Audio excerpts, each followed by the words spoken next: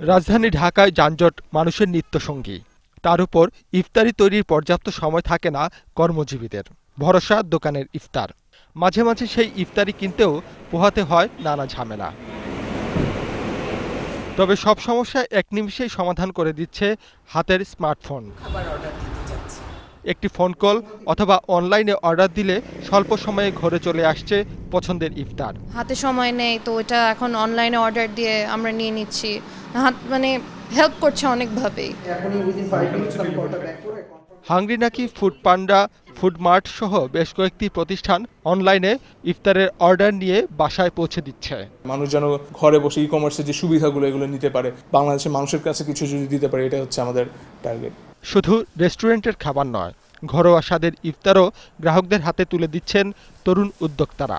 সরাসরি আমাকে কমেন্ট বক্সে অর্ডার করবে, যার যতটুকু যে আইটেম চয়েস হয়, যেটা যখন অ্যাভেলেবেল আমি দিচ্ছি ওই আইটেম অনুযায়ী, ওই ডেট অনুযায়ী আমি কাস্টমারের হাতে পৌঁছিয়ে দিচ্ছি। খাবারটা একদমই ফ্রেশ, তারপরে কোয়ান্টিটি অনেক মোটামুটি যথেষ্ট ভালো।